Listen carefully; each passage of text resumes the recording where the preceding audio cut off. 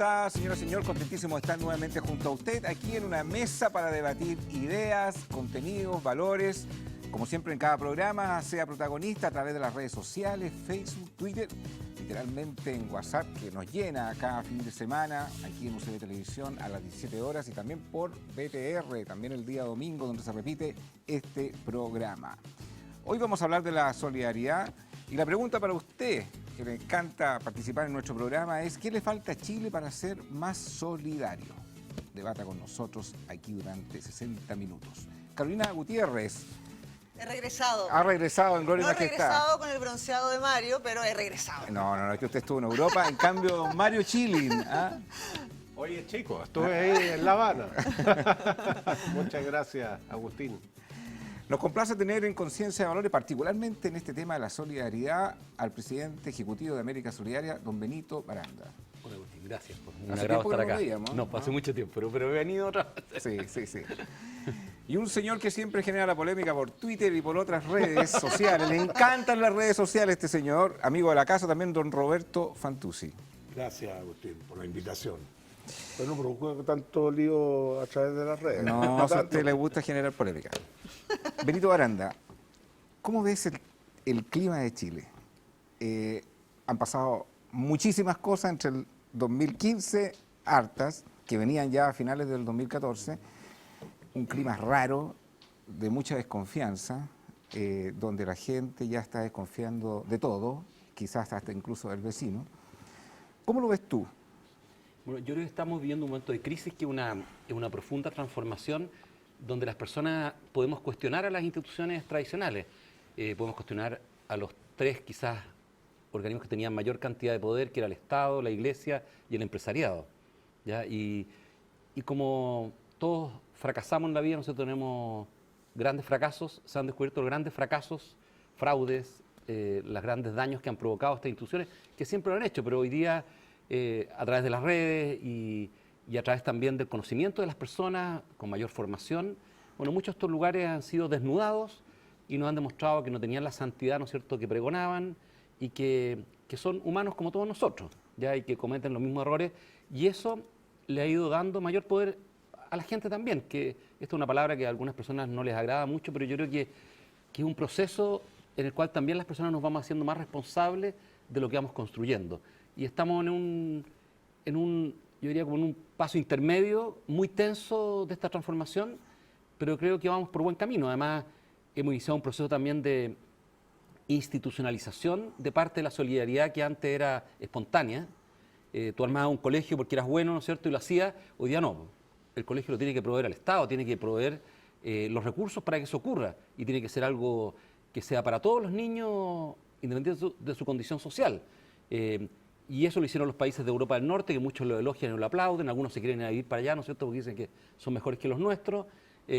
Bueno, pero eso lo hicieron en la década de los 50, en los 40, muchos países que fueron institucionalizando las acciones de solidaridad que la ciudadanía realizaba con mucho cariño por la gente que veía que sufría, las fueron metiendo dentro de la estructura del Estado o aportando desde el Estado para que ellas fuesen igualitarias para todos y que las personas pudiesen acceder a oportunidades similares. Y creo que ese tránsito lo estamos viendo ahora con mucha dificultad, por supuesto que sí, pero es necesario. Yo creo que soy una persona que dice que si no lo hacemos ahora va a ser muy tarde mañana. Esa mirada que tienes tú, que vamos por un buen camino, no es la mirada que otros tienen, incluso en un ambiente de una sociedad rara, porque digo que es rara, porque el clima está bastante raro, está bastante complicado, donde hay una desconfianza de muchas cosas, y algunos dicen que la mejor alternativa es mejor me voy, que mejor que me quedo en mi propio país. Ahí está el tema de la solidaridad. Tú vienes llegando de un viaje de Europa, no sé cuál es la mirada que tienen los propios chilenos desde afuera del país que nosotros vivimos ya con bastante clima enrarecido durante los últimos 2 años. Yo creo que hay varias aristas que hablan de ser solidario, no solamente ser solidario con el que lo necesita tácitamente, como alguien que no tiene recursos. Y yo creo que uno tiene que ser solidario con el de al lado también. Si se ve perdido, si hay una barrera de idiomas que te impiden comunicarte, es el momento de tenderle una mano y llevarlo. A mí me pasó y no podía entender lo que me querían decir, y un tipo me llevó, me hizo un dibujo y me dejó en el lugar donde tenía que... Eso me parece un acto solidario, un acto de amistad. un acto desprendido. No estaba esperando que le diera una propina para que me ayudara. No estaba esperando algo a cambio para ayudarme en ese momento. Entonces siento que la solidaridad tiene muchas aristas y muchos puntos donde uno las puede tocar, partiendo desde la propia casa, desde el propio vecino, el propio barrio, y ahí construir una sociedad mucho más solidaria, amistosa y cariñosa, que no esté con esa, te ayudo, pero ¿qué me voy a pedir a cambio? Te doy, pero ¿qué voy a recibir? ¿Realmente vas a utilizar lo que te voy a dar para lo que me estás diciendo que lo vas a utilizar? Entonces siento que hemos estado O sea, un poco... ¿cuánto de eso hay en Chile? Que en el fondo yo soy solidario a cambio de. ¿Cuánto esto es una transacción?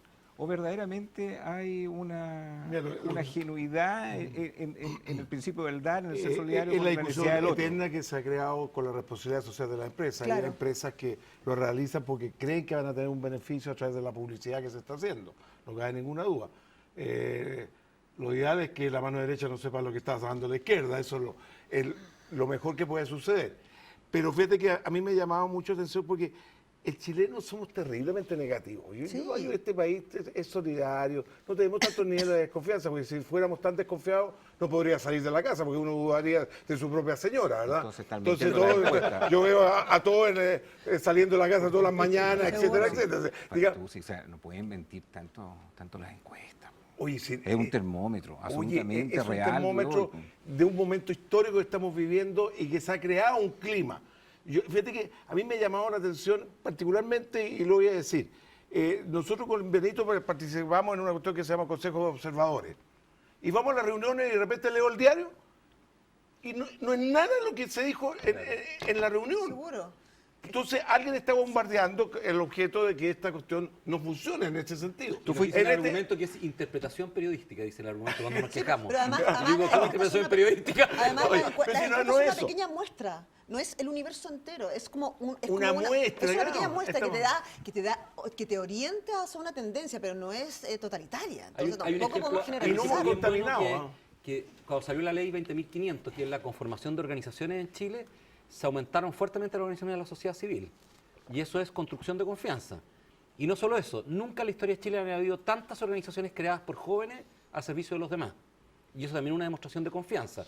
O sea, yo creo que hay de todo, pero creo que lo que se está construyendo hoy día es un cambio de generación, un cambio de vínculos en la ciudadanía, que yo creo que es muy fuerte y que va por... Yo pienso Quizás que- la diferencia que tengo con usted es que ustedes ven un Chile mucho más tranquilo, Más- mucho más optimista, Mira. con un camino de salida. No, a ver, a en todas las cambio, instituciones, pero mira, déjame, déjame terminar la no, idea. no, No te quiero hacer terminé. una pregunta. Tú fuiste uno de los que criticaste. No, el que la tú Carol me interrumpió, entonces, oye, como ella quiero ser Hernán igual dije, que él, oye, pero que no el te- inglés allá, se Oye, solidario con ella. Roberto, no te apropies del programa. ¿Ah? Tú fuiste uno de los que criticaste por las redes sociales a Hernán Vigi porque te parecía que los empresarios, usaste una frase de Kennedy, que los empresarios más están pensando que el país me da mejor que lo que yo puedo aportar al país. Que no compartías esa decisión ni la manera tampoco en que él tiene una visión negativa de lo que pasa alrededor de una sociedad en que muchos piensan como Vigi. Mira que muchos piensan que hay un clima de incertidumbre, muchos piensan que no están en condiciones de confianza que permitan para emprender, me cambian las reglas del Sí, juego, comparto contigo. hay reformas que están mal hechas. En relación al valor de la solidaridad, ¿tú piensas que ahí hay una actitud poco solidaria? No, no tiene nada que ver, es una decisión que él toma. Lo lamentable de este hecho es que yo te reconozco hidalgamente que siempre lo miraba como un líder. Puedo haber pensado distinto a él, no significa nada, pero todas sus columnas las leía y con detención y me orientaba, era un foco. Pero de aquí a unos 2 años atrás dejé de leerlo porque siempre se repetía lo mismo en la crítica destructiva. Yo siempre creo en la crítica que uno puede construir sobre ella, ¿verdad? Por ejemplo, las instituciones se creó una desconfianza enorme y por suerte se resolvió el niño agredido. ¿Te acuerdas cuando hubo esa fundación que salió que era pura estafa? Todos empezaron a dudar de todas. Todas, claro. Y es lógico que sea si somos seres humanos. Si yo veo entrar a una chiquilla a un motel, voy a dudar de ella. Pero si después me dice, mira, yo me vendo almohadas. O Puedo yo hago creerle, la- ¿verdad? o yo hago la- Hay o soy nivel la de- administradora. O soy la administradora. La administradora Mario, puede ser cualquier sí. cosa. Fíjate que en eso yo soy terriblemente confiado. Confío Mario- siempre en la gente. Mario Chile, Sí, a mí lo que me gustaría aportar acá, el concepto solidaridad, para no confundirlo con filantropía, con compasión, con empatía, que son conceptos similares. El concepto solidaridad surge desde la teología cristiana. ¿Y qué es lo que nos ilustra este concepto de solidaridad? Que es la autoridad mediante sus políticas y acciones encaminadas al bienestar de todos. Entonces la pregunta, ¿nuestras autoridades, nuestra política, nuestra legislación está orientada al bienestar de todos? Yo creo que no. Yo creo que el modelo que actualmente tenemos, y no porque venga de Cuba, no lo estoy diciendo, revolucionario pero puede Chile, contrastar lo otro. Es un modelo individualista y consumista porque así funciona nuestra economía. En tanto nosotros seamos individualistas y consumistas, vamos a ser motores de las empresas y del consumo. Pero eso tiene una externalidad negativa desde un punto de vista ético, y es que yo me vuelvo más egoísta, más indiferente al dolor del otro, más competitivo, y yo quiero mostrarme más exitoso, y si el otro está fracasando, tanto mejor para mí. Y creo que esa idiosincrasia y esa cultura es la que nos ha hecho daño como país y que tenemos que ¿Tú ves enmendarla, una y sociedad enmendarla chilena de alguna menos manera. solidaria? Por supuesto que menos solidaria. Y Benito, hace muchos años se habló del famoso término sueldo ético. ¿Ah? Desde que lo dijo aquella persona de la iglesia hasta el día de hoy, poco se ha avanzado. Hablemos de solidaridad. ¿A ti te parece que esto es un tema en el cual Chile tiene que avanzar a un ritmo mucho más agresivo de lo que verdaderamente hoy día es un sueldo mínimo aceptable? Bueno, cuando se discutió lo de los 250.000 pesos, me tocó justo entrar después de la ministra del Trabajo a la radio de ADN a una entrevista, o la radio Duna, no recuerdo. Y mi hermano era subsecretario y mi hermano había dicho que tenía que ser de 250.000 pesos porque ese era el umbral de la pobreza en ese momento. Y lo habíamos conversado. Y ella dijo, no, Bruno es muy buen hombre, pero no sabe tanto de esto, y para la economía puede ser malo. Pero yo llegué y dije, tú como país cuando defines un salario mínimo, tienes que definir algo que te permita salir de la pobreza. Tú ves después cómo llegas al salario mínimo, pero tienes que definirlo así, ¿ya?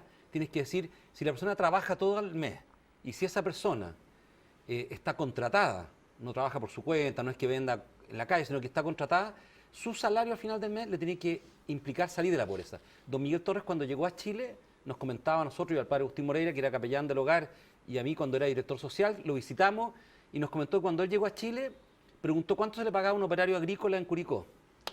Y tomó el salario que se pagaba a un operario agrícola y partió a comprar al supermercado. Y compró alimento para 10 días para una familia de 4 personas.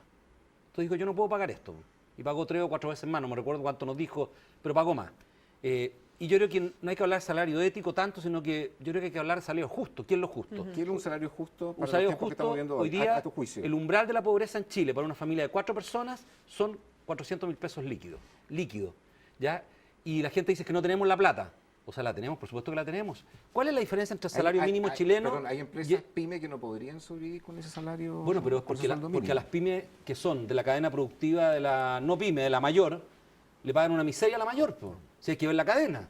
O sea, si yo pyme trabajo para una grande y la grande se concentra gran parte de los recursos, de las ganancias, y no reparte las ganancias como corresponde abajo y me estruja, al final, por supuesto, no puedo pagar lo que tengo que pagar. O sea, por eso yo digo... ¿Te parece justo que las empresas grandes tengan la misma regla que las empresas pequeñas en un sueldo mínimo, por ejemplo, de 400.000 pesos? A ver, pero seamos honestos. Yo creo que tenemos que ser bien honestos en esto, bien clarito. ¿O medianas? ¿Tú dónde pagas ese salario? Lo pagas en empresas de servicio. ¿Para quién trabaja la empresa de servicio? ¿Para las grandes? Po. ¿O quién es el que hace el aseo en los lugares? ¿Quién da la comida? O sea, entonces... No necesariamente. Puedes tener una agencia de empleo, una agencia de nana, y resulta que esa agencia, si contrata a una secretaria, no te da el negocio, porque tendrá una venta de 1 billón de pesos mensuales, le pagas 400.000 a la secretaria, tienes que pagar arriendo, tienes que pagar...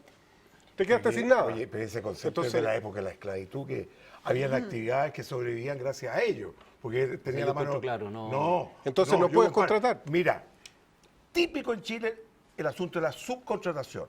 ¿La subcontratación para qué cosa es? La subcontratación es para hacer las empresas más eficientes. Y en Chile se está utilizando para pagar sueldos malos. Esa es la realidad. Y la mayoría de las empresas grandes utilizan este instrumento de la subcontratación. Los sueldos son malos en Chile. Claro. lamentablemente hay sueldos que no corresponden a una realidad. Fíjate que a mí me llama mucho la atención cuando se discute, yo comparto contigo, fíjate que nosotros en ASECMA lo hicimos hace como 20 años atrás, decíamos, debemos tener un sueldo de tanto, busquemos cómo llegar a ese sueldo. Y son muchos medianos Y ustedes, poner pues. metas, ¿verdad? Claro. Porque todos los economistas, ¿qué hacen? Ponen metas para el crecimiento, ponen metas para la tasa de interés, etcétera. Bueno, también tú tienes que ver si efectivamente estamos en una economía social de mercado, que yo creo que no estamos en una economía social de Roberto mercado. Fantuzzi, Carolina, ¿tú crees que aplican la misma regla para los hombres que para las mujeres? Por supuesto que no, pues.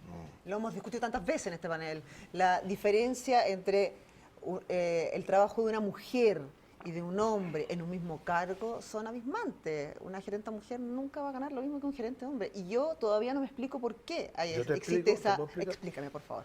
Mira, el subconsciente del empresario actúa que la mujer en ese caso es más cara. Y te voy a dar la explicación. Es como una ISAPRE. Espérate, yo no lo comparto porque hay estudios hechos que la mujer falla menos que el hombre.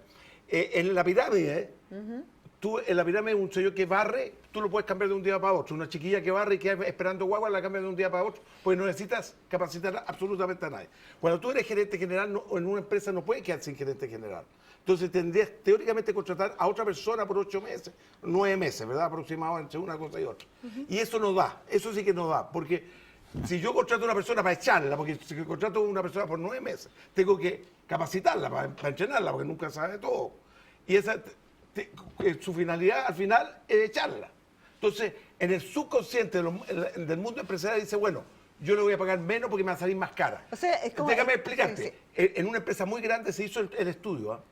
Y siempre en las actividades superiores la mujer fallaba mucho menos que el hombre. Pero absolutamente. Entonces, esa razón, ese argumento que está en el Es subconsciente un mal no era argumento. efectivo. Es un mal argumento, pues, Carolina. Un pésimo argumento.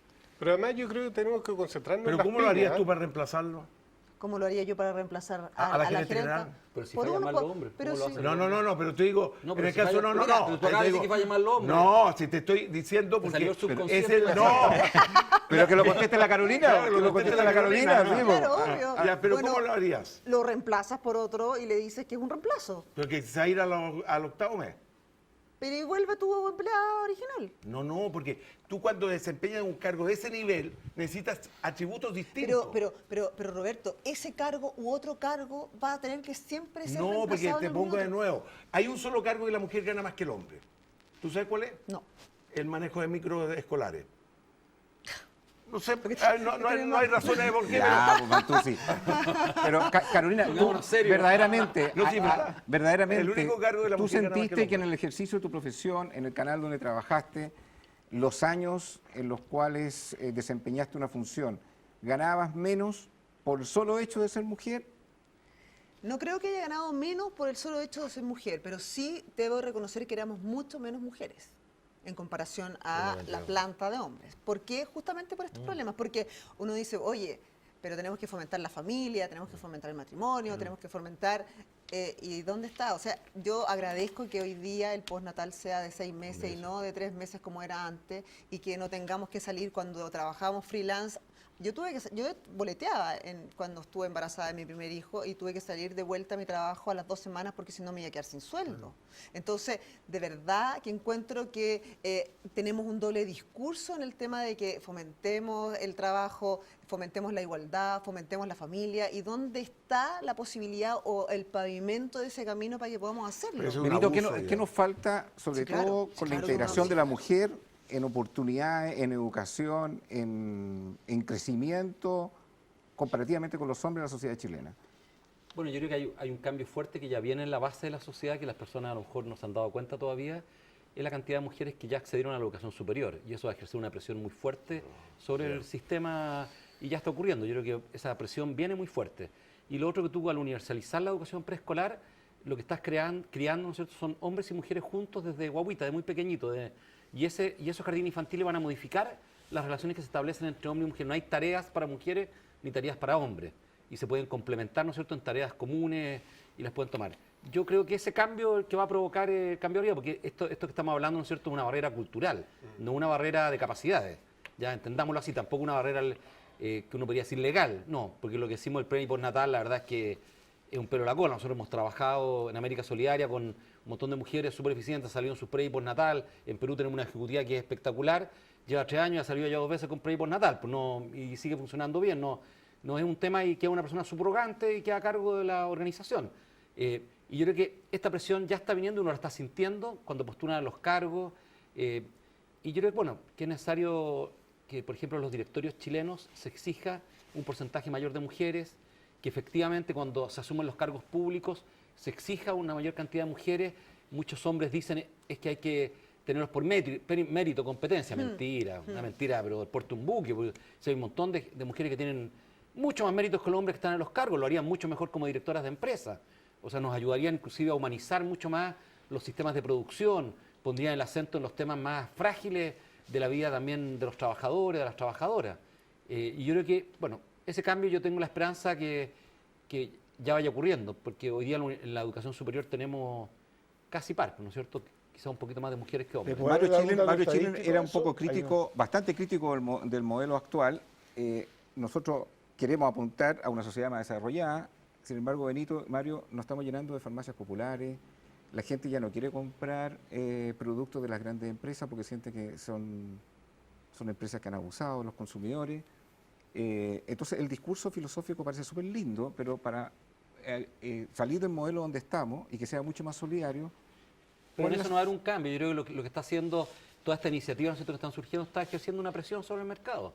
Invítate acá cuando vengan los dueños de Cruz Verde, los actuales dueños, los mexicanos, la visión que tienen del mercado chileno. Yo creo que hay que empezar, cuando se comienza a tensionar el mercado por estos cambios, estos van a ser como actos simbólicos que van a presionar al mercado, y el mercado va a tener que contar con otros comportamientos. Y va a tener que ser mucho más transparente en los valores de los remedios, los valores de los productos. Yo creo que la sociedad va a recibir la gente critica mucho alcalde de Tocopilla, por ejemplo, que armó un supermercado popular que se lo cerraron. Y yo pensaba cuando visité en el 91 los barrios populares de Estados Unidos, son barrios muy complejos y muy duros, en Newark, bueno, la comunidad armó un supermercado con el párroco. Y era un tremendo supermercado para regular los precios de Newark, que eran muy, muy altos. ¿Esto funciona o esto es más bien una reacción, una sobrereacción momentánea, pero en el fondo el mercado va a seguir funcionando igual como ha funcionado en Chile los últimos 40 años? Lo que pasa es que falta una adecuada regulación del mercado. Los que creen fehacientemente en el mercado como si fuera dogma de fe, que el mercado soluciona todo, están profundamente equivocados. Chile ha dado muestras de un monopolio o un oligopolio brutal en muchos de los factores que tenemos nosotros, supermercados, farmacias, grandes tiendas. ¿Qué posibilidad hay para una pequeña boutique de diferenciarse? Y dicen, bueno, tienen que agregar valor. ¿Qué valor puede agregar con las dificultades que se tiene? Lo que estábamos discutiendo recién, un sueldo mínimo. Yo estoy de acuerdo en que la gente debe tener un sueldo mínimo justo para poder vivir.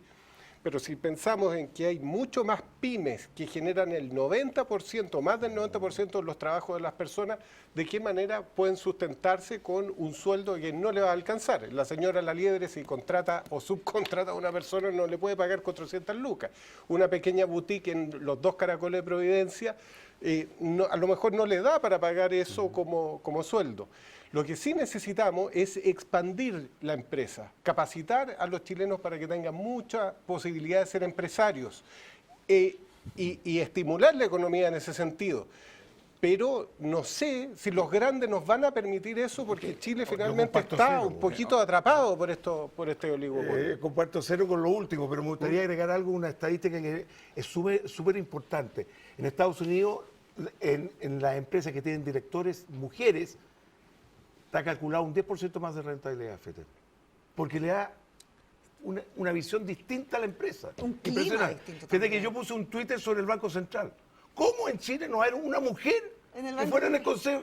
Hay varias. Hubo una, la María Elena. Sí, pero no, pero hay varias que serían capaces y harían... Sí, claro. Miles, no te estoy bien, diciendo claro. miles. Oye, ¿y en la mesa directiva de SECMA hay alguna mujer? Sí, hubo presidente. Pero ¿cuántos hombres hay? El único yo. No te creo, no te creo. Oye, con respecto voy a exigir más mujeres en este panel. Oye, el sueldo mínimo, yo tengo un sobrino mío que es economista que habla de ingreso mínimo, me corrigió los ingresos justos para la familia. Por Fantuzzi, sí, la verdad, la gente. Oye, pero ojo, eso que las empresas pequeñas van a quebrar, mucho más dañino, pero muchísimo más, es una tasa de interés más alta. Equivale como a 60 veces los salarios mínimos. Y no tienen condiciones para reclamar. ¿Tú ves las pymes reclamando porque la tasa subió? No. ¿O que la tasa convencional es del 40%? ¿Tú sabes lo que es una tasa del 40%? Es acogotar. Es Te un suicidio. te Pero asfixian eso inmediatamente. es parte del oligopolio. ¿Cuántos Sí, bancos hay acá? no, comparto con ¿Cuántos eso. bancos Y tenemos? lo otro, oye, el grado de concentración, y en esto yo le hago un mea culpa al expresidente Lago que escribió para recibirse abogado, creo, el grado de concentración económico de nuestro país. Tú sabes que lo escribió hace muchísimo. Estás criticando Y cuando él a fue, medio mundo, no, ¿eh? no una Cuando era crítica Lugo, constructiva, una crítica. Cuando él fue presidente lo entregó al país mucho más concentrado. Entonces, no había una política. En los países desarrollados, las empresas no pueden tener más del 10% del mercado. Claro, lo que pasa es que es muy chiquitito el mercado y tú cuando Sí. fabricaban ollas, ¿cuántas empresas eran Oye, ustedes? eso no es efectivo. El mercado en Chile es infinito. Pero ¿cuántas empresas habían cuando El fabricaban mercado ollas? chileno- No, este tenía el monopolio, tenía el En duopolio. duopolio. Benito Baranda. 100%. El mono- Benito no, no, Baranda. contestarle, No, espera. Tengo que contestarle. Eran buenas esas ollas en todo caso. Las mejores de Chile. Tenemos unas de cobre Benito preciosas. Baranda, nunca en Chile se habían formado tantos guetos como en la democracia. Fue una declaración tuya. ¿La sigue manteniendo? Me lo contesta a la vuelta a la siguiente pausa comercial.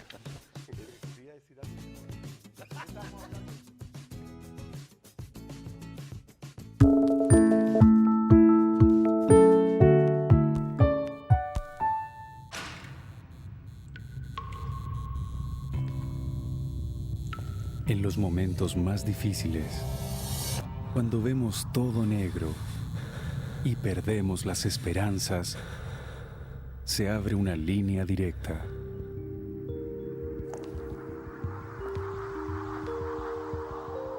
Llámanos.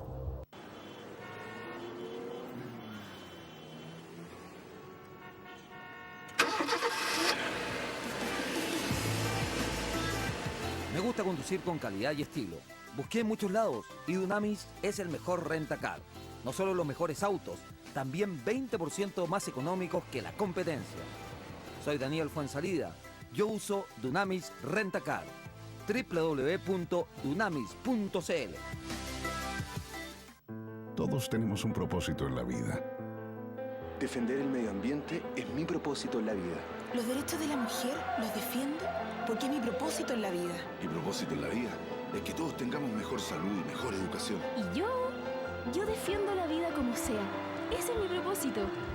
Todos tenemos un propósito en la vida. No lo abortemos. Infórmate y opina sobre este tema en www.transformachile.cl. Un lugar maravilloso, rodeado de añosos paltos que dan vida a la más sabrosa comida chilena cocinada en hornos de barro. Platea al horno, chanchito leñador, empanadas, pasteles de choclos, mariscos y pescados. Los invito a nuestro restaurante Raúl Correa y Familia, ahora en Limache. Estamos entre Limache y Olmué, en la avenida Eastman, número 2224. Los espero junto a toda mi familia en este lindo y acogedor lugar. Siempre pensamos que se puede controlar el consumo de drogas y alcohol. Cuando eso no ocurre, es porque padeces de la enfermedad de las adicciones. La buena noticia es que esta enfermedad tiene tratamiento. En Contradicción te ayudamos. Ofrecemos tratamientos ambulatorios intensivos. Agenda tu entrevista de evaluación llamando al 9-793-2669 o al WhatsApp más 569-9701-1705. Visítanos en www.contradicción.cl. Siga debatiendo ahí a través de las redes sociales. ¿Qué nos falta para ser más solidario en nuestra sociedad? Twitter, Facebook y también WhatsApp. Benito Baranda, pregunta también para Carolina Gutiérrez. Nunca tanto en la democracia se habían formado tanto guetos. ¿Seguimos Claro. siendo una sociedad súper clasista? Por supuesto, tú la política de vivienda durante décadas la hiciste segregando a las familias y metiéndolas, ¿no es cierto?, en guetos, en todo Chile. Te vas, ¿no es cierto?, a Alerce, en Puerto Montt, Michaihue, en Concepción, una parte de Michaihue. Bueno, lo ocurrió con el Castillo primero y después, ¿no es cierto?, con Bajos de Mena. La Oscar Bonilla, yo vengo llegando a Antofagasta y te va a la Oscar Bonilla también. Los Areneros en Arica. ¿La ESA un gueto? Por supuesto, si cuando armas gueto nos empobrecemos todos. guetos de riqueza, de pobreza, clase media, porque al final no tenemos la oportunidad de vincularnos con los otros y los otros pasan a ser personas frente a las cuales tenemos temor. Por el desconocimiento tenemos temor. Yo me crié al lado del ejemplo y del esfuerzo. Pasaba corriendo todas las mañanas como atleta desde chiquitito, pasaba corriendo en la madrugada, oscuro, por el medio de las poblaciones. Nunca pasó nada. Nunca nos entraron a robar a la casa ahí en Vespucio. Sacaron los campamentos, se los llevaron al castillo, una gran cantidad de gente. Ese verano nos entraron a robar 1 o 2 veces. Y las rejas nuestras eran bajitas y vivíamos al frente de la escuela militar. Tú cuando vas segregando, tensionas mucho a la sociedad. Y cuando armas guetos, genera un conflicto tremendo. Hay guetos en Chile de 130.000 habitantes. Esa política hoy día está cambiando. Y eso tú hablas de demuestra... guetos de pobreza y guetos de riqueza. Sí, pero los guetos de pobreza son los que más, cuando tú no tienes servicios, son los que más sufren. Hay un gueto, ¿no es cierto?, de pobreza en el cual no tienes comisaría y viven 130.000 habitantes, y hay comunas en el sector oriente que tienen 70.000 habitantes y tienen una espectacular comisaría. Pero ¿por qué tu mirada, me entiendo por la labor que desempeña, está muy fuerte enfocada en estos guetos de pobreza y no una crítica tan fuerte que también hay unos guetos de riqueza que son... Bueno, los guetos de riqueza las personas, sí, son relevantes, pero tú no los puedes regular tanto de la política del Estado.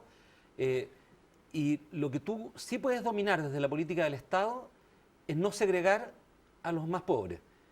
Y si tú desde la política del Estado lo haces, lo que estás haciendo es no institucionalizar la solidaridad dentro de tu política pública y separa a la sociedad. Porque tú le puedes construir al lado de un espacio donde hay personas que tienen mayor bienestar económico una población. ¿Sí? Pero si tu Estado decides no construirla porque el valor del suelo es muy alto y te los llevas a la periferia diciendo el valor del suelo es bajo, al final lo barato cuesta caro. Porque es mentira que las casas debajo de Mena costaron 500 UF. Es mentira que las casas de Michaigo costaron 500 UF. Cuando uno suma todo lo que ha tenido que hacerse en esos lugares, superan las 2.000 UF de todas maneras. Todas esas casas. Lo que se está haciendo hoy día en Bajos de Mena supera las 2.000 UF. Habría sido más barato comprar los terrenos donde estaban los campamentos, factibilizar la construcción allí y haber permitido que las personas siguieran viviendo en el espacio donde estaban. Sacaron el ejemplo del esfuerzo y después construyeron un montón de restaurantes y espacios, ¿no es cierto?, en Escribá Balaguer. O sea, las personas podrían haber vivido ahí, podríamos haber comprado terreno. Como la ermita, por ejemplo. La gente puede decir, no siendo la ermita, que hay mucho conflicto y dificultad. El pueblito ya no se llama Las Condes, Carolina Gutiérrez. El pueblito ya no se llama Las Condes, se llama Lo Barnechea y convive lo que dice Benito también. Hay esta tensión que se provoca en los barrios que se han construido en el último tiempo, que son barrios muy elegantes, que están al lado de sectores muy pobres. De verdad, tú vas por la supercarretera y mira, y hay casas que se están cayendo hacia el cajón del Mapocho. Entonces, y te das la vuelta y hay unos edificios gigantes y tú dices, ¿cómo pasa esto? ¿Quién regula esto? ¿Dónde convive esta gente? Tú sales de un supermercado, te das una vuelta a una calle y te pasa esta tensión que tú dices, chuta, me voy a meter acá y ¿qué me va a pasar? Hay una señora vendiendo una sopaipilla en un carrito y das otra vuelta y hay palmeras. Entonces tú dices, ¿dónde? Pero hay que reconocer una cosa, que el alcalde de Las Condes y Barnechea lo he escuchado, que han dicho, ni un pobre más se va de nuestra comuna, los radicamos en la comuna. Que eso implica, ¿no es cierto?, que tú asumes el costo de radicarlo, pero es mucho mejor porque esas personas ya tienen sus redes educacionales, sus redes laborales, Benito, y cuando te los llevas fuera... Tú construyes una clínica y tú construyes una universidad, construyes los mejores colegios privados, construyes los mejores parques, el mejor ecosistema, es difícil salir de ahí. Bueno, es la pregunta inicial tuya, si tenemos tanta desconfianza es por esto.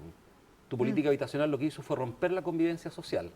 Y esa política habitacional al final no está cobrando lo que cobró en Estados Unidos, en varias ciudades de Estados Unidos, en varias ciudades de Francia, en varias ciudades de España. Basta ver Sevilla, ¿no es cierto?, una villa gigantesca que tiene, que causó una tensión social inmensa en Sevilla por año, ya que yo creo que todavía hoy día la tiene esa tensión. O sea, tú segregas y rompes las confianzas. Y además rompes la solidaridad del vecino. ¿De qué manera se puede ayudar lo que dice Carolina? Mi oficina está justamente frente a la Juan Pablo II, frente a la ermita. Entonces, tú eres parte del gueto. Yo estoy mirando, justamente estoy entre los dos polos de riqueza. Tengo la dehesa, está este sector de Las Condes y al medio están las poblaciones, donde no son personas delincuentes. Mi jardinero, por ejemplo, trabaja en una de las poblaciones. He ido a su casa y pucha que da pena y da ganas de hacer algo mejor por ellos. Es decir, si todos los vecinos que vivimos en Los Barnechea nos pusiéramos la mano en el bolsillo y ayudáramos, esa población desaparece. Claro. Desaparece como concepto de población. Mario Chile, ¿por qué? No sé por qué. No, pero es que tú dices, claro, si nos pusiéramos la mano en los bolsillos todos los que vivimos en la dehesa, esa población no existiría. Pero no es se la- hace. Pero no, pero yo entonces, quiero entender que Mario, yo quiero entender que lo que Mario dice es que no existiría como tal, sino que existiría mejor, Exacto. que se incorporaría. No es que lo traslademos a no es que la la ciudad. lleve bueno, No, subiría, me la voy a llevar al lado del- subiría en su, O sea, en su nivel de... Pero mejoraría podríamos su casa. mejorar sus condiciones. Son casas muy menesterosas. Es que ahí está el tema de la solidaridad. ¿Por qué, que debe ser la dehesa uno de los sectores más ricos de Chile, que tiene un patrimonio relevante, sin embargo no se hace una acción social que permita integrar a una población pobre a una condición más digna por parte de ser más solidario de un sector absolutamente de ingreso El alto? Estado de Chile, el Ministerio de Vivienda, junto con el fondo que crearon los padres trapenses cuando vendieron... Colocaste el Estado, yo estoy hablando del mundo privado. No, ¿Qué pero vida espérate, hay? que quiero ir al mundo privado porque esto partió del mundo privado, porque recuerda que todo eso eran los trapenses. Los trapenses vendieron, crearon un fondo y ese fondo permitió que en muchas partes de Chile se construyeran viviendas. Ya la Fundación San José de la Dehesa. Porque esa fundación aportó recursos, no sé si la totalidad, para complementar el subsidio de la ermita, pero aportó muchos recursos para la construcción de la ermita. Y otras cosas también, no solo eso, sino que muchas otras cosas en Chile. Entonces, si tú lograste radicar en el barrio alto, ¿no es cierto?, campamentos que estaban allí, construiste la ermita, bueno, una de las primeras acciones yo creo que hay que hacer es ver cómo las personas de la ermita tienen oportunidades similares a las que tienen mis hijos en la dehesa. Y eso lo tenemos que trabajar todos. La Juan Pablo II, yo recuerdo un joven que me gustó mucho esto que decías tú, cómo se mete la comunidad y la empresa, un joven que trabajó en techo harto tiempo y yo escuché el testimonio de él. No recuerdo el nombre, una vez me lo preguntó un periodista, no tengo la memoria porque escuché el testimonio de él. Hablándole a otros jóvenes del colegio inglés donde él estaba, les dijo, oye, yo vivía acá, vivo acá y todo eso, y me tocó a la edad de usted, dijo, ir a armar media agua a la Juan Pablo II. Y cuando llegamos el sábado en la mañana, yo soy el menor de una familia numerosa, dijo, y mi hermano ya trabajaban, eran grandes, y algunos no estaban en la casa, y mi mamá se había puesto a trabajar en ese momento, y yo estaba con una nana que me ayudaba, una señora que la quiero mucho, y toco la puerta de la casa donde íbamos a instalar la media agua, porque había un matrimonio allegado, joven, y la que me abre la puerta es mi nana. Y yo me pongo a llorar y le digo, nana, ¿qué haces acá viviendo acá? Le digo, ¿qué haces viviendo acá? Y me puse a llorar. Y la nana me agarró y me metió dentro de la casa. Y yo lloraba con tal y se unió usted y me sentó. Y me dijo, yo vivo acá, ahí vivo siempre acá. Le digo, pero nana, tú no puedes vivir acá, le decía. Tú llevas 20 años trabajando en mi casa, ¿cómo vives acá? Le digo. Y si instalar la media agua al ladito, bueno, ustedes conocen a Juan Pablo II, sí. Era muy estrecha y siempre ha sido muy estrecha. Y el día domingo, esto fue un día sábado, dijo, llegó a su casa, estaba la comida familiar y dijo, no puede ser una vergüenza para todos nosotros que mi nana viva ahí, que la nana viva ahí. Yo tengo plata guardada, me quiero ir a Europa ahora, yo pongo la plata que yo tengo guardada para comprarla acá. Y todos los hermanos se movilizaron y terminaron comprando una casa en otro lugar. Pero, pero es una iniciativa personal. Ese es ser solidario, pero yo creo que esta gente que vive al frente de tu oficina, tiene que pagarle mejor. Claro. Oye, el jardinero tiene que ganar más. ¿Por qué va a ganar? 600 lucas a Mario Chile, ¿no? No, y te lo digo de todo corazón. Tiene una frase el padre Hurtado que no me acuerdo cuando termina la caridad, que cuando comienza, no sé, un término muy... Y efectivo, la caridad o la solidaridad es cuando has cumplido con todas las otras condiciones. Pero primero tiene que la persona sentirse que está él ganándose su vida. Pero la solidaridad se puede imponer. ¿Se puede imponer la solidaridad? A mí siempre me llamó mucho la atención, yo iba a la fábrica en Europa, Italia y Alemania principalmente, y el dueño de la fábrica vivía en la puerta de la fábrica. Yo jamás hubiera vivido en la puerta de la fábrica. No, eso lo tenemos claro. No, lo que te estoy diciendo, que allá es lo que dice Benito, la segregación. Claro. Uno se cambia, son verdaderos guetos. ¿Tú crees que la solidaridad se debe imponer? Pero si la solidaridad no es solidaridad, lo primero que tiene que ganar buenos sueldos. Yo creo que la solidaridad tiene dos patas que habla el padre Hurtado, que es la justicia y el amor. Y él dice que para poder sostener el amor tiene que haber un pedestal muy firme que es la justicia. ¿Ya? Y esa solidaridad, que es lo que yo dije al inicio, ¿no es cierto? Si tú la institucionalizas dentro de la estructura del Estado, se te impone. O sea, si tú dices, yo quiero tener una educación igualitaria, que es una acción solidaria del Estado, ¿ya? Esa solidaridad se te impone, como ocurre en un montón de países del mundo. Tengo una pequeña observación. Cuando el régimen de Fantuzzi quiere colocar un sueldo mínimo, no sé, 600.000 pesos. Es pagarlo justo. Bueno, pero espérate. Que me estáis sacando palabras que no he dicho. Bueno, y quiere subir el sueldo mínimo porque de esa manera tener sueldos dignos y ser más solidario, entre comillas. ¿Todo se puede regular así? ¿Todo se puede imponer así? ¿O la solidaridad viene también por algo valórico? algo que tiene que ver en el tipo de sociedad que queremos construir y no, O sea, por supuesto, no ser tan individualista. Ser el nombre del vecino que tengo, cuántas veces me reúno con él o cuántas veces no me reúno con él. ¿Qué O sea, hago que con hay él? algo mucho más. Claro, los procesos de construcción de la solidaridad en el mundo tú los ves primero haciendo uso del libre albedrío de las personas. Ves las cajas de compensación, ¿no? Se te parten porque las copian en Europa, las traen para acá algunas personas, notables, empresarios, y es el libre albedrío que ellos deciden armar un sistema que colabore con que los trabajadores tengan una vida más digna. Pero después lo toma el Estado y lo institucionaliza. Ese es el proceso de la construcción de la política pública. Tú dices, yo empresario me movilizo y construyo casas para mis trabajadores. Pero después el Estado toma eso, lo institucionaliza dentro de la política y dice, ok, todos los trabajadores tienen que tener una vivienda digna. Se puede. ¿Te fijas? Entonces, por eso yo hablo de la solidaridad institucionalizada. Y siempre te van quedando espacios donde no hay solidaridad. Por ejemplo, hoy día, ¿cómo incluyes personas con necesidades especiales dentro de la estructura escolar? Sobre todo los niños con déficit múltiples. Tú puedes integrar a lo mejor un sordo, un ciego, un discapacitado físico, todos con inteligencia normal. Pero si tienes una persona, por ejemplo, que es sordo, ciego y tiene retardo mental, o si tiene síndrome de Down y además es ciega, bueno, eso se queda en la solidaridad donde se moviliza la ciudadanía. Pero el resto tú ya lo vas institucionalizando. No es que la caridad de una persona en una escuela, sino que la subvención escolar que te entrega el Estado te permite que esa escuela funcione. Antes era la solidaridad del empresario, cuando tú veías la Fundación Salomón Sac, ellos financiaban el consultorio, tú llegabas al consultorio y hoy día tú tienes consultorio del Estado que lo financian con nuestros tributos, institucionalizaste la solidaridad. Entonces, claro, hay un movimiento individual que yo creo que hoy día se tiene que mover muy fuerte en el lenguaje que utilizamos, porque esa persona que tú ves al frente en Juan Pablo II, en la ermita, no lo puedes catalogar como un delincuente, es un ser humano que tiene la misma dignidad de nosotros. No, lo que hace cierto. mal dentro de esas poblaciones, más allá de que la vivienda sea poco digna o más digna, menos cómoda, más cómoda, son los focos de delincuencia al interior. Cuando tú tienes una señora que todo el mundo sabe que vende pasta base, donde los carabineros no están haciendo nada, donde la justicia no está llegando porque poco importa, además, lo que ocurra en esos lugares, es donde viene la contaminación alrededor. Es decir, si mezcla falta de educación, viviendas menesterosas, delincuencia, tiene el componente letal para la sociedad democrática. Lo quiero volver a meter en un tema valórico y la pregunta se la quiero hacer primero a la Carolina y después a ti, Benito. La pregunta es pesada. ¿Ah?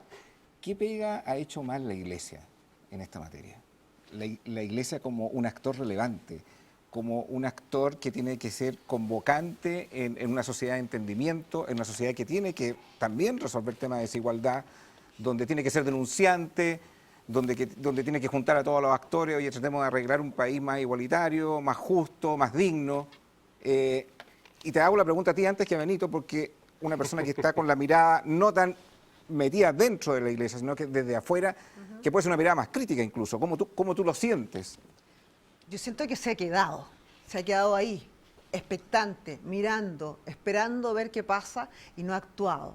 Y no ha actuado porque tampoco la hemos dejado actuar, porque en un minuto se perdió la confianza en esa institución. Entonces yo siento que la manera en que pueda actuar o ejercer la presión que estaba acostumbrada a hacer ha disminuido. Entonces siento que de alguna manera va a tener que o se rearma o se vuelve a parar, no sé cómo, para que volvamos a tener confianza en una institución que antes era palabra firme, palabra que respetada y fuerte. De hecho, la palabra sueldo ético vino de la Iglesia. Exactamente. Vino de la Iglesia. ¿Qué pega no ha hecho bien? Bueno, la Iglesia soy yo también, así que no somos los que estamos dentro de la Iglesia Católica somos, y yo creo que la primera pega es que tú seas coherente nomás. O sea, la gente no puede confiar en una persona incoherente. Correcto. Entonces yo creo que lo hemos hecho mal los católicos. Y lo hemos hecho mal por esto que hablábamos de los salarios, lo hemos hecho mal por cómo nos referimos a las otras personas, lo hemos hecho mal porque no estamos dispuestos a pagar los impuestos que permiten que las políticas públicas funcionen en calidad para las personas, ¿no es cierto?, que están en situaciones de mayor pobreza. Hemos usufructuado también a veces del trabajo de otros para poder tener mayor riqueza. Y muchas veces lo que pregonamos, ¿no es cierto?, dentro de la Iglesia, las oraciones que realizamos, los retiros a los que asistimos, después nos impactan nuestra vida matrimonial, nuestra vida con los hijos, y bueno, y mucho menos a veces nuestras decisiones también con las personas que nos rodean. Deberíamos ser bastante más austeros como vivimos, deberíamos comprender que los bienes no son para servirnos de ellos, sino también para servir a los demás, y eso es de toda la Iglesia. Quizá uno podría opinar, ¿no es cierto?, católico austero? que tiene los bienes que efectivamente puede disfrutar y manejar y que no hace uso de los bienes para aplastar a otro, para tener mayor poder, y que sus bienes no lo obtiene vía explotación de otros. Hace poco leía un artículo, me voy a enterar más porque no conozco tan profundamente la realidad de él, del dueño de Inditex, de Zara. ¿Ya? Y salía la cantidad de utilidades, ayer me parece que salió la cantidad de utilidades que él va a obtener y que va a poder retirar. Bueno, muchas de esas empresas fabrican actualmente en Bangladesh o en otros países. Y cuando se cayó el edificio, ¿no es cierto?, donde estaban las mujeres que trabajaban, les pagaban $23 al mes. Y ellas estaban pidiendo un salario de 100. Y me parece que lo ajustaron después a 36, no recuerdo en este momento cuánto fue el monto. Nosotros compramos esa ropa, no estoy haciendo una crítica porque al final es toda una cadena, ¿no es cierto? Si tú tu riqueza las has hecho a costa de la esclavitud de otros, bueno, eso no es ser católico, ¿ya? Si lo has hecho a costa de la explotación de otros, eso no es ser católico. Aunque tú vayas a misa y acudas a los sacramentos, basta que las personas leamos Mateo 25 para entender lo que significa ser católico, o nos metamos, ¿no es cierto?, en profundidad en la parábola del buen samaritano, y ahí se nos dice clarito, no necesitamos ir a la doctrina social de la Iglesia, está muy clarita en el Evangelio, ¿no? Y nosotros los católicos hemos tenido mucha dificultad para eso, mucha dificultad, y al final hemos generado una fortaleza dentro de la Iglesia para defendernos y acusar a otros. Se ha luchado mucho, y de nosotros los católicos hemos luchado mucho contra el aborto. Y yo pregunto siempre cuando me invitan a los paneles y todo, digo, ok, podemos luchar contra el aborto, pero ¿cuántos de los que estamos acá, de los adultos que estamos acá, estamos dispuestos a adoptar un hijo discapacitado? Estamos dispuestos a pagar salarios justos para que no mueran los niños, para que no tengan desnutrición. Países cristianos, por ejemplo, como Guatemala, tienen un 40% de desnutrición. Cuando éramos muy católicos, en el campo chileno nacían 20 niños por familia, 15 niños por familia, y morían 5. Y teníamos misa todos los domingos con un cura que iba a la parroquia o al templo del campo. Y no se podía hacer aborto, pero morían 5 niños. Y después otros 5 quedaban desnutridos y los otros 5 se criaban más o menos bien. Entonces, tienen hijos como animales, decían. Y los otros sí podían controlar la natalidad, pero no los más pobres. Bueno, esas incoherencias nos han afectado. Y en relación a lo que decía Carolina, que se refiere más, ¿no es cierto?, a las autoridades de la Iglesia, bueno, si tú no vives cerca de las personas en situación de pobreza, si no vives cerca del dolor, bueno, el Papa ya lo ha dicho. En el fondo es una iglesia pobre para los pobres, no una iglesia rica. ¿Qué sensación les deja? Esta también es una pregunta para ti, Roberto. Yo no soy católico. No. Esta pregunta que voy a hacer ahora. Cuando se habla de un tipo de solidaridad, por ejemplo, la Teletón, y donde hay empresarios que donan y que hoy día la gente los critica porque están involucrados en el tema del financiamiento irregular de la política. O cuando hay colegios de un grupo, de un sector económico que los ha levantado ayudando calidad de educación de excelencia a colegios vulnerables, sin embargo, ese grupo económico está involucrado en la colusión de los papeles. Entonces, se hace una crítica de la sociedad, esa solidaridad simplemente fue para lavar imagen. Entonces, no iría tan lejos. Oye, que todos somos seres humanos, primero de nada. Esa frase fue dicha en este programa por Francisco Vidal. O sea, yo a Francisco Vidal me toca todos los viernes. Si es por Francisco Vidal, tendríamos una guerra civil en nuestro país. No seamos tan extremos. No, pero es que hay un sector de la sociedad mira, yo soy de carne y hueso.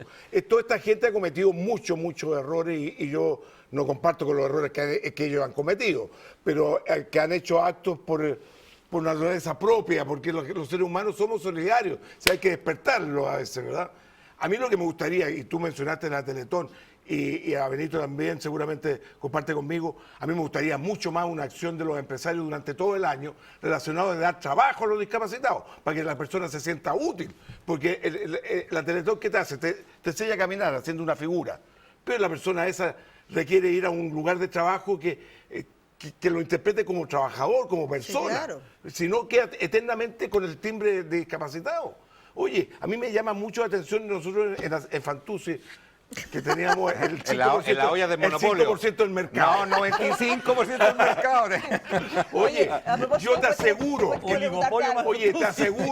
te aseguro que te quiere preguntar si le sobraron alguna ollita porque era muy buena. Oye, todos esos trabajadores que trabajaban con nosotros discapacitados tenían mejor nivel de productividad que las personas normales, porque tienen otros atributos, depende. Si tú me pones a correr a mí, yo lo voy a hacer horriblemente mal. Si tú me pones en un escritorio, seguramente lo puedo hacer un poquito mejor. Tú tienes que colocarlo en el lugar propicio, seguro, donde la persona, que la persona se sienta partícipe del sistema. Si tú lo pones en otro lugar que no puede hacer absolutamente nada, se siente un poco indigno porque le están haciendo como un favor el dándole trabajo. Y yo creo que ahí deberíamos participar el mundo empresarial.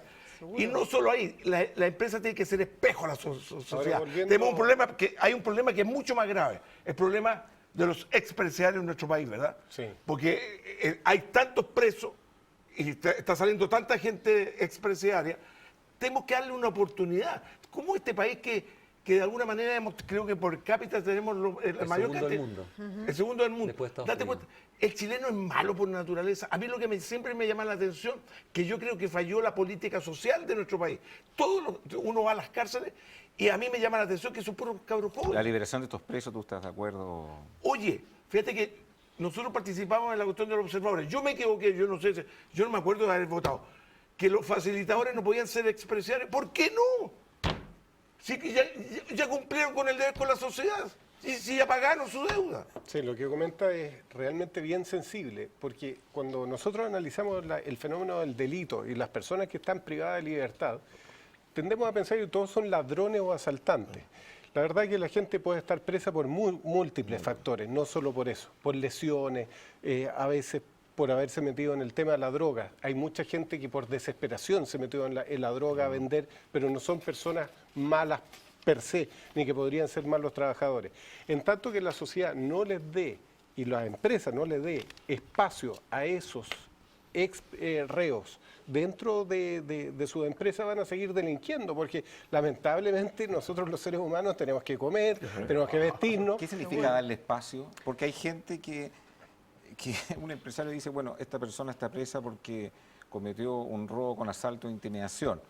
Entonces, tú dices que yo lo contrato en la empresa. Yo tengo una experiencia, pero tan cercana antes de ser abogado. Yo tenía 15 años y un muy buen amigo mío tenía su papá una cadena de botillerías en Valparaíso. Le decían el padrino. ¿Por qué le decía el padrino? Contrataba ex reos a atender las botillerías. Dime, ¿cuántas veces fue asaltada esa botillería? 0 veces, porque entraban los asaltantes, se encontraban con el colega y le decía, Juanito, sigo adelante. Oye, los tipos le cuidaban la botillería, honrados como ellos mismos, trabajadores, porque sabían además que si perdían esa pega, le iba a costar mucho encontrar en otro lado. Fue una experiencia para mí inolvidable. Y yo jugué ajedrez con uno de los reos que había descuartizado a una señora tiempo atrás en Valparaíso. Es decir, no era la asaltante, no era un ladrón, había sido una persona que cometió, por supuesto, un error horrible, pero tú no sabes las circunstancias en que se da eso. Si los asesinos no todos son psicópatas, a veces se dan circunstancias muy especiales de personas que están viviendo unos momentos terribles. Y ahí viene la solidaridad. La solidaridad tiene que ver con la compasión, con la empatía y ponerse en el lugar del otro, porque no todos somos iguales, no todos nacimos en Las Condes, no todos tuvimos la misma educación. Ellos son personas que, si a lo mejor hubiera vivido lo mismo que vivió ese señor, no voy a decir el apellido, a lo mejor también habría descuartizado a una señora, qué sé yo. Tú no sabes la vivencia que tuvo esa persona. El ser humano tiene sus debilidades. Carolina. Yo estaba pensando en esto de ser solidario y también pienso en cuando nosotros nos enfrentamos a nuestras catástrofes. ¿Cuán solidarios somos ahí? Cuando decimos, hay un terremoto y tenemos que ayudar. Y yo pienso, y uno dice, hay que llevar a los albergues, hay que llevar cosas. Y yo pienso en que a veces la gente malinterpreta la solidaridad o el ayudar de manera generosa a los que están pasando un mal momento. Yo me tocó trabajar en un campamento en algún minuto, recibiendo ayuda solidaria de la gente que llevaba llevaba comida, llevaba ropa, y me encontraba con gente que llevaba comida que no servía porque estaba vencida, y llevaba ropa que no servía, como por ejemplo, no sé, un vestido de novia, o sea, llevaba basura. Entonces, yo creo que también tenemos que educar a la sociedad, a nuestros compañeros, a entender la solidaridad como un bien superior también que tiene que ver con cómo nos relacionamos con los otros. Y no pensar de que, somos buenos porque es el momento de actuar y porque estamos en un momento de crisis, o porque si el vuelto se lo vamos a dar, vamos a desconfiar de que va a ir a esa organización, porque hoy día yo paso por las cajas y las cajas de los vueltos están vacías. Es verdad, yo paso por las cajas y miro y las cajas de cuando uno echa las monedas que el molido hizo por ahí, hay un problema de confianza y también, entonces, yo creo que también tenemos que enseñarle. Es que justamente lo que estás diciendo tú es súper valioso. Desde un punto de vista ético, es mi obligación ética, ser solidario. Si alguien me pide una moneda o me pide plata, yo le doy la plata. Si esa plata la va a usar para cometearse, para emborracharse, es un problema ético del destinatario de mi acción de caridad. Pero ahí está la acción solidaria y tener conciencia de la dignidad del ser humano. Seguro. Yo creo que nos falta mucha conciencia ética, pero esa conciencia ética no estoy tan seguro si los colegios y la educación la está dando. Creo que hemos tenido mucha religión y poca clase de ética. Yo me busqué en un colegio católico, sé toda la historia de Cristo, sé de los evangelios, sé de la resurrección, pero ¿dónde estuvo el acento respecto a la solidaridad, de la conciencia, de la caridad de los pobres? Estaban más preocupados los curas de que uno no tuviera actos impuros con las señoritas de la época que preocuparse de que nosotros fuéramos más solidarios. Me faltó una pregunta que yo creo que la vamos a tener que dejar para un próximo programa, pero te doy 30 segundos y con eso te despido, Benito. En una encuesta se preguntó por qué los pobres eran pobres. Con una alternativa. Sí, la encuesta CEP. Y dentro de lo que más respondió la gente, porque son flojos y no toman iniciativa. Claro. 30 segundos. Cambió eso porque la mayor cantidad de la gente dice por falta de educación hoy día, que es un cambio grande cultural, pero todavía el 40% dice por flojera. Y yo creo que lo que hay que desarrollar es la empatía. Pónganse en el lugar de las personas en situación de pobreza y vean cuántos esfuerzos hacen cotidianamente para salir de la pobreza. Y yo me toca verlo todos los días, por lo menos en una comuna de Santiago. Y me crié en una comuna de bienestar material. Entonces, tengo la comparación para poder ver el esfuerzo que hacen para poder cambiar su realidad y el gran sacrificio que realizan cotidianamente.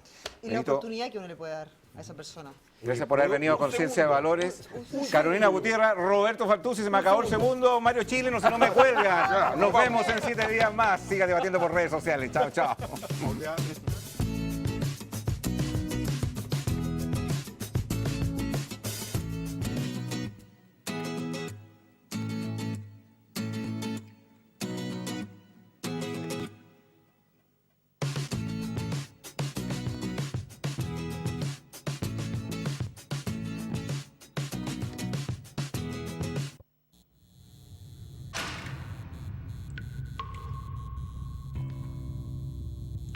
En los momentos más difíciles, cuando vemos todo negro y perdemos las esperanzas, se abre una línea directa.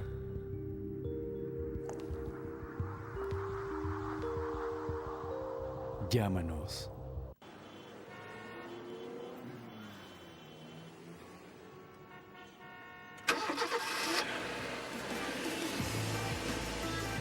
Me gusta conducir con calidad y estilo. Busqué en muchos lados y Dunamis es el mejor rentacar. No solo los mejores autos, también 20% más económicos que la competencia. Soy Daniel Fuensalida. Yo uso Dunamis Rentacar. www.dunamis.cl. Todos tenemos un propósito en la vida. Defender el medio ambiente es mi propósito en la vida. Los derechos de la mujer los defiendo porque es mi propósito en la vida. Mi propósito en la vida es que todos tengamos mejor salud y mejor educación. Y yo defiendo la vida como sea. Ese es mi propósito. Todos tenemos un propósito en la vida. No lo abortemos. Infórmate y opina sobre este tema en www.transformachile.cl. Un lugar maravilloso, rodeado de añosos paltos que dan vida a la más sabrosa comida chilena cocinada en hornos de barro. Platea al horno, chanchito leñador, empanadas, pasteles de choclos, mariscos y pescados. Los invito a nuestro restaurante Raúl Correa y Familia, ahora en Limache. Estamos entre Limache y Olmué, en la avenida Eastman, número 2224. Los espero junto a toda mi familia en este lindo y acogedor lugar. Siempre pensamos que se puede controlar el consumo de drogas y alcohol. Cuando eso no ocurre, es porque padeces de la enfermedad de las adicciones. La buena noticia es que esta enfermedad tiene tratamiento. En Contradicción te ayudamos. Ofrecemos tratamientos ambulatorios intensivos. Agenda tu entrevista de evaluación llamando al 9-793-2669 o al WhatsApp más 569-9701-1705. Visítanos en www.contradicción.cl.